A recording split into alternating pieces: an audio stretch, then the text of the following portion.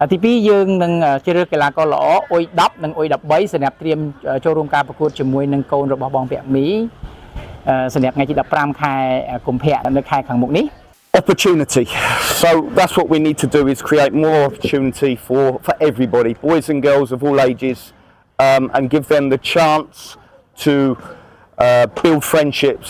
enjoy the game, love the game, and want to keep coming back. បាទជំរាបសួរខ្ញុំបាទឈ្មោះស៊ីសវណ្ណរាជានាយកនៃសាលារៀនបញ្ញវន្តខ្មែរហើយថ្ងៃនេះគឺជាឱកាសដ៏ល្អសម្រាប់សិស្សានុសិស្សនៃសាលារៀនបញ្ញវន្តខ្មែរក្នុងការចាប់ផ្ដើមនៅការប្រកួតបាល់ទាត់ក្របខ័ណ្ឌសាលារៀនបញ្ញវន្តខ្មែរទាំងមូលដោយយើងបែងចែកការប្រកួតជាពីរប្រភេទសម្រាប់កុមារីនិងកុមារាហើយដែលមានការចូលរួមសហការពីអ្នកជំនាញបាល់ទាត់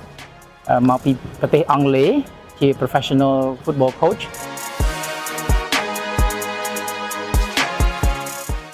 My name's Darryl Willard, so I'm a UEFA Pro coach.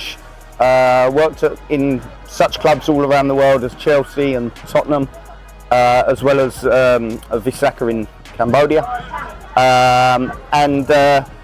42 years old. តែគាត់បានជួយ sponsor សម្រាប់កម្មវិធីបាល់ទាត់ថ្ងៃនេះទាំងស្រុងហើយសាលារៀនបញ្ញវន្តខ្មែរមានការចាប់អារម្មណ៍ខ្ពស់ចំពោះការប្រកួតនៅថ្ងៃនេះហើយវាមិនមែនជា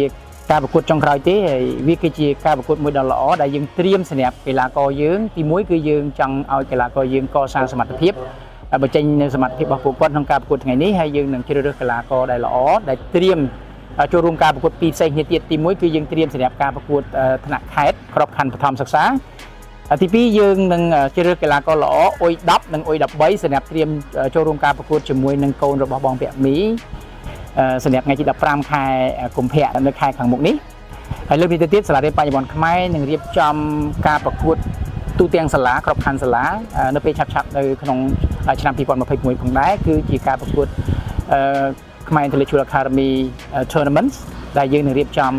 ទូទាំងសាលាដើម្បីផ្ដល់ឱកាសឲ្យសិស្សានុសិស្សបង្ហាញសមត្ថភាពដើម្បីចូលរួមលេងកីឡាទាំងអស់គ្នាហើយក្នុងនោះផងដែរកីឡាយើងនឹងបែងចែកនៅកីឡាជាច្រើនមិនមែនតែបាល់ទាត់តែមួយមុខទេយើងនឹងមានការផ្ដល់ឱកាសជូនសិស្សានុសិស្សឲ្យចូលរួមការប្រកួតកីឡាបាល់បោះកីឡាបាល់ទាត់កីឡាបាល់ទះនិង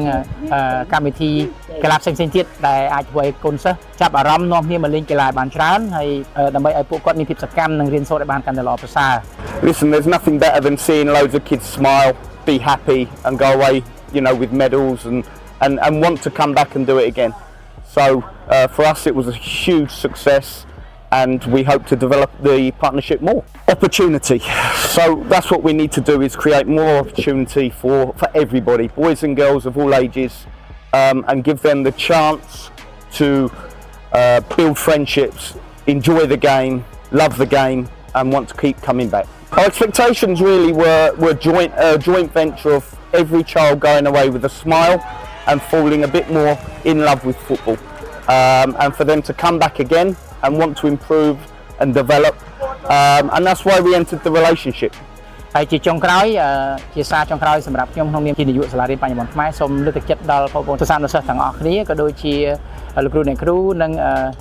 ប៉ាម៉ាក់ធ្វើម៉េចជំរុញកូនៗឲ្យនាំគ្នាលេងកីឡាឲ្យបានច្រើនដើម្បីសុខភាពល្អហើយជាចុងក្រោយសូមអរគុណកម្មវិធីដ៏ល្អនៅថ្ងៃនេះបាទសូមអរគុណច្រើនបាទ